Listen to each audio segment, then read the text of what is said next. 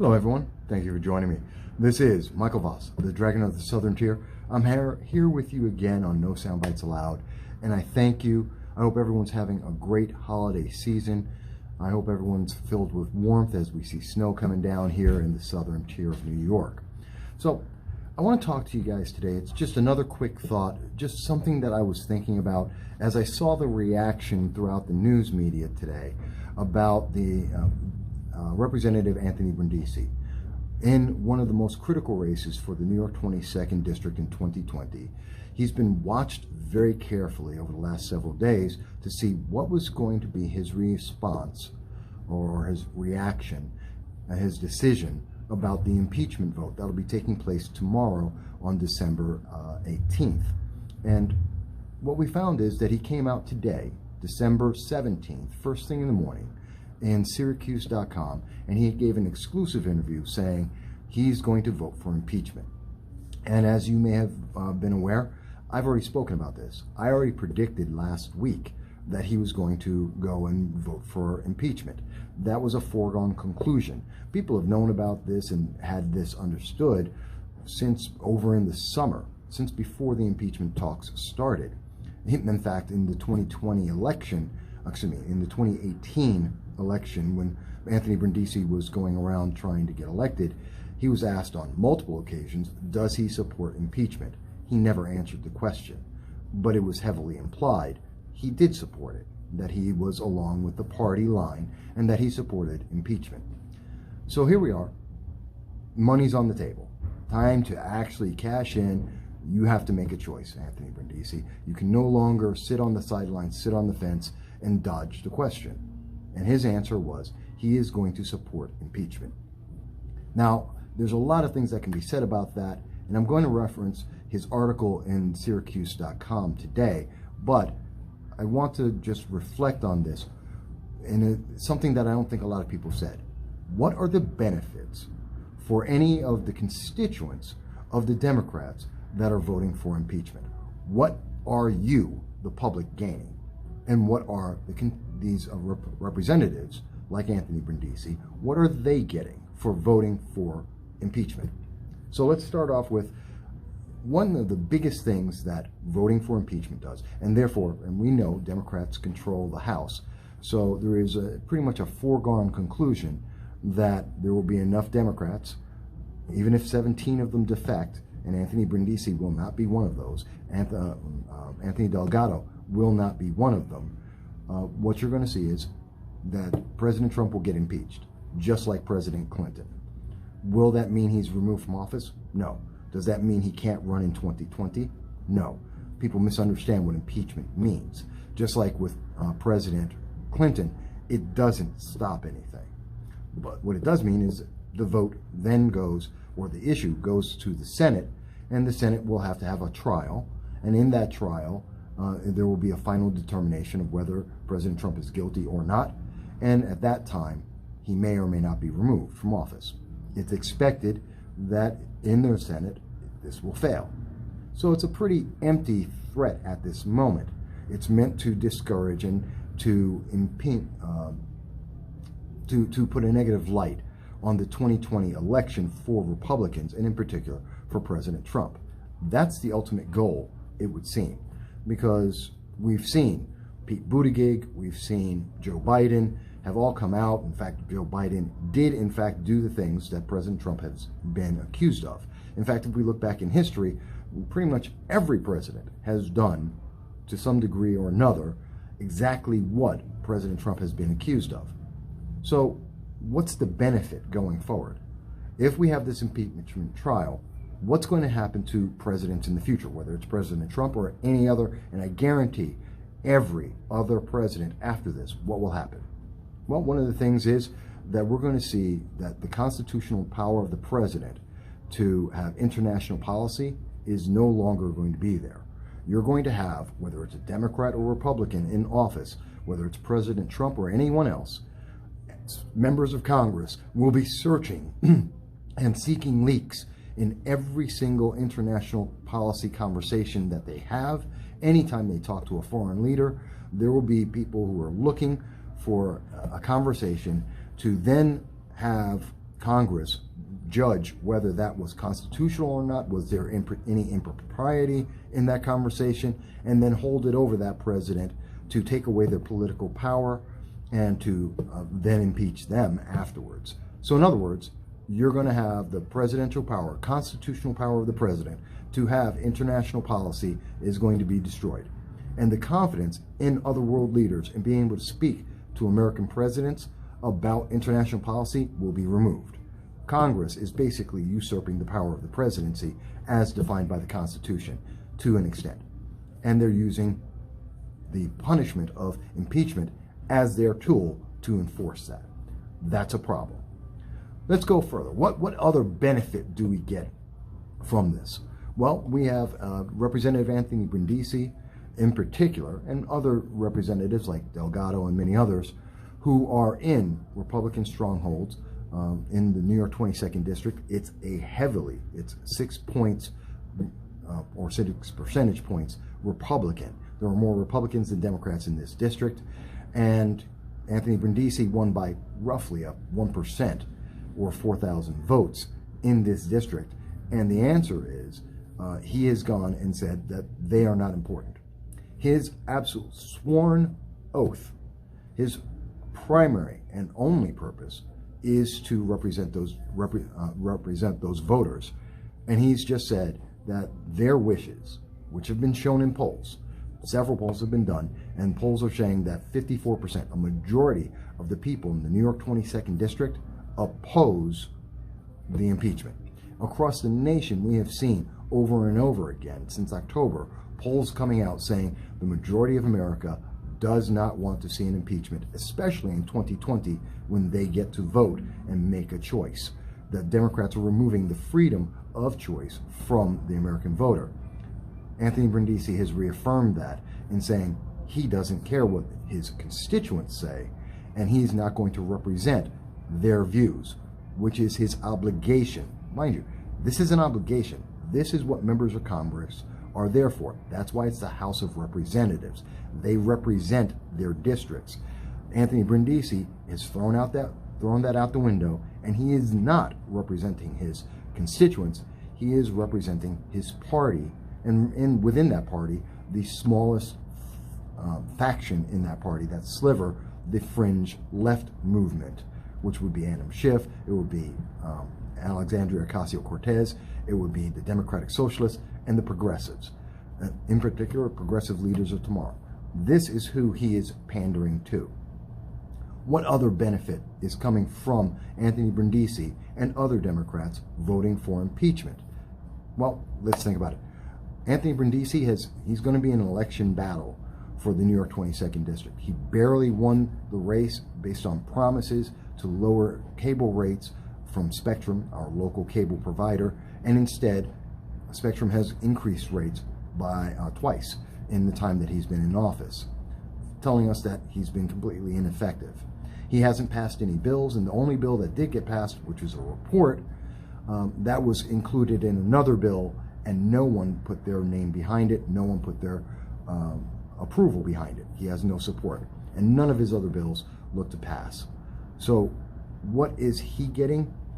Anthony Brindisi is getting money. He's going to gain about $2 million, or guarantee $2 million thereabouts, from outside spending. This is probably why he went to Syracuse.com as his exclusive source to tell them about his election. You could also say there's a media bias in there, but I won't go there.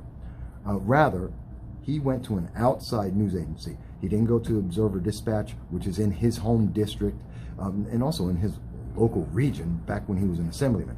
He didn't come down to the Press and Sun in the Southern Tier. He didn't talk to any of the local newspapers. No, he went to Syracuse, and he went to the Syracuse newspaper to tell them this so that he could send out a message to his outside funding. This is my opinion, to send a message to the outside funding and saying, don't worry, I'm with you. Send me your money. And we expect that, and my estimate is that that's worth $2 million. Act Blue is one of the biggest sources of funding outside the New York 22nd District that Anthony Brindisi is speaking to. And they are from the far left. In addition, he's also talking to Nancy Pelosi, Speaker of the House, who controls the House Majority PAC. And he's looking to get, just like they did last time, well over $2 million, well over $1 million in early advertising for his campaign. And he's reaffirming that he stands behind the party line. He is a yes man, as he has been since he's been elected, and Nancy Pelosi is okay to give him more money through the House Majority PAC. And that's not the only PAC that he'll be receiving funds from. So he gets another benefit, but what's the benefit to voters? More advertising on TV. You get more commercials. You'll get more flyers in the New York 22nd District to say elect Anthony Brindisi because he voted for impeachment. That's what you're going to get. So if you like junk mail, you'll get it. If you like having spam on your email, if you like it in watching videos and watching TV, you're going to get it. What other benefit did we get from this?